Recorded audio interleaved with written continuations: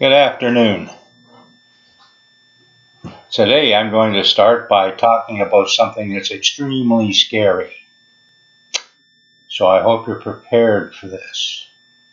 I'm going to talk briefly, so don't turn it off yet, briefly about the electromagnetic spectrum. I didn't make it up. It's a real thing. It's a term used by scientists to describe a wide array of different kinds of waves. Not waves at the lake, but waves that travel through the air at the speed of light. Now, as I said, electromagnetic spectrum, come on, that's just plain scary. But all of you, there may be a couple of people on the planet that don't have this, but all of you have receptors in your heads. You think, oh no, he's gone nuts. No, you do. You have receptors in your head for a particular part of the electromagnetic spectrum.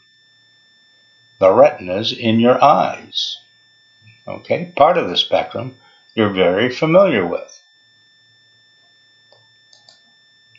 There it is.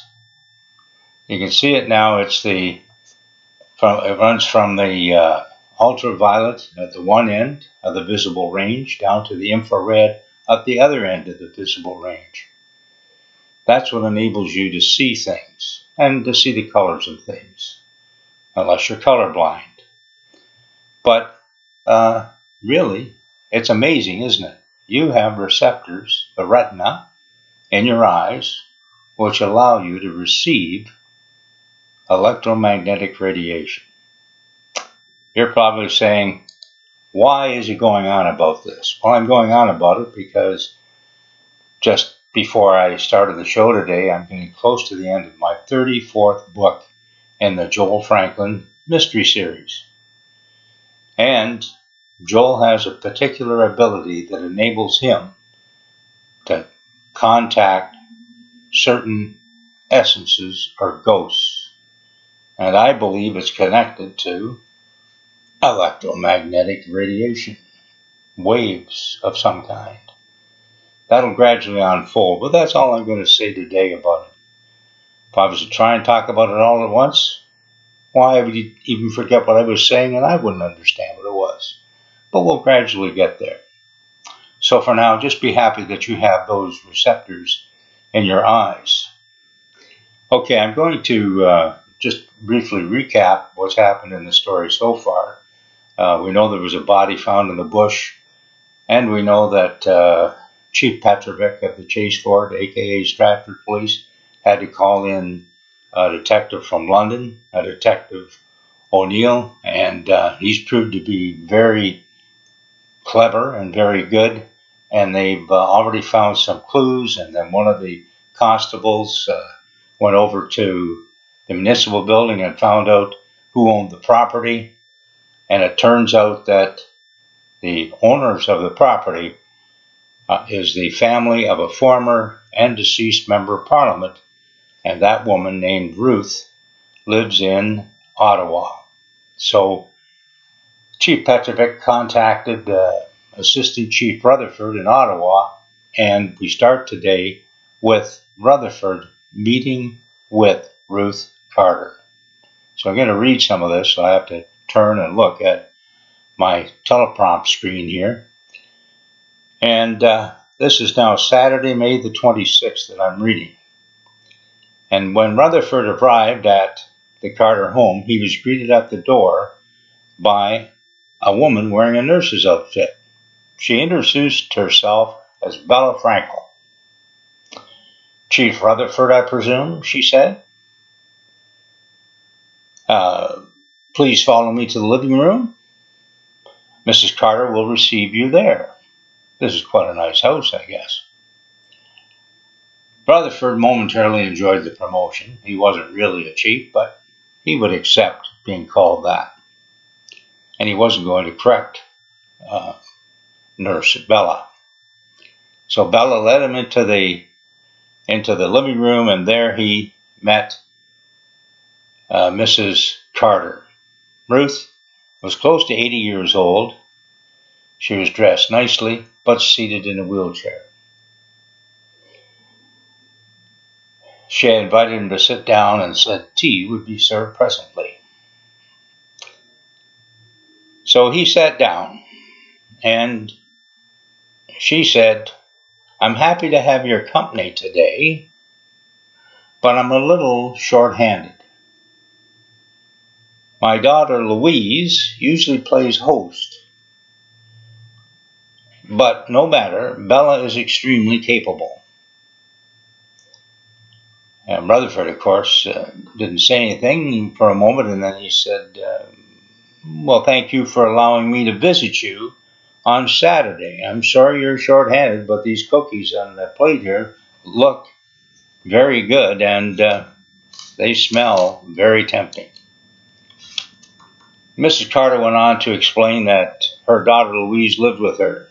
She said they did have outside help from time to time, but with Bella's help, they pretty well were able to manage. And Bella now lived in the house because Mrs. Carter had needed that kind of care. She said Louise has gone to visit her old stamping grounds in Chaseford for a few days. Well, she hasn't returned yet. She left for Chaseford a week ago, and she said she wanted to catch up with a couple of friends. She mentioned, when she left, Louise mentioned that she was going to visit a cabin in the bush. Our children used to love that cabin. Assistant Chief Rutherford, of course, was disturbed when he heard this. But maintaining his composure, he said, "How old is Louise?" "Oh, she'll be 55 on her birthday on July the 18th. Don't worry about her. She contacts me by telephone to tell me the latest. I don't know what's happened this time," the older woman said, starting to look kind of troubled. "She's always been very good to me, She's so important. Now, the boys, Proctor and Amos, they're so wrapped up in their businesses, they don't have much time for me." "Do they ever go back to Chaseford for a visit?" Rutherford asked. "Good heavens, no," said Ruth. "They've made it clear they have no interest in the town. They've been relatively successful and cannot imagine why Louise would still go back and have any connection to Chaseford."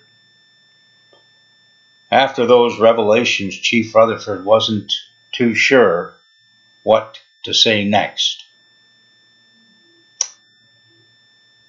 He had some difficult questions he wanted to ask. Finally, she looked up at him when he hadn't spoken and said, Why are you here? What brings you here today to see me?" "Mrs.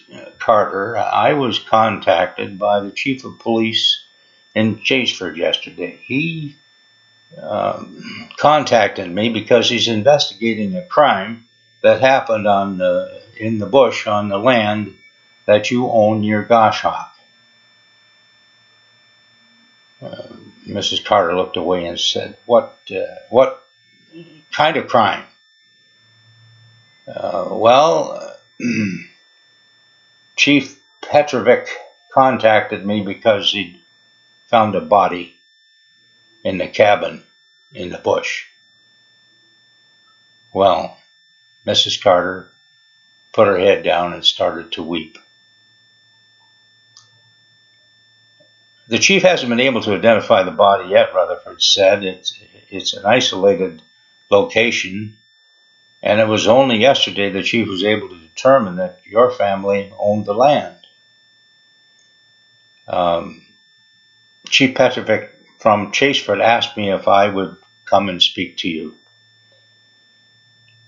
Well, Mrs. Carter dried her eyes, and though she was extremely pale, she asked, "Was it the body of a woman?"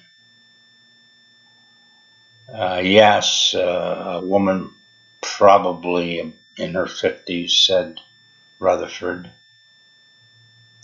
Once again, Mrs. Carter broke down. Rutherford waited for a moment or two, and then he said, "We need to identify the body, because until we have that identification, we cannot do an autopsy on the body. We need the permission of the next of kin.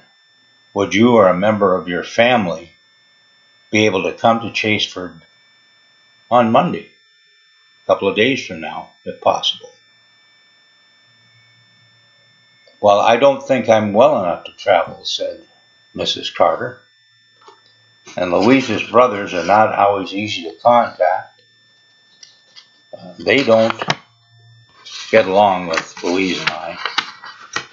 I do have a suggestion for you, though. When Louise went to Chaseford, she was going to meet with one of her childhood friends, her best friend, I suppose, really, Alice Chalmers.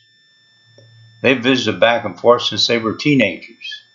Louise told me she'd be going out to dinner with Alice this past weekend. Alice knows her very well.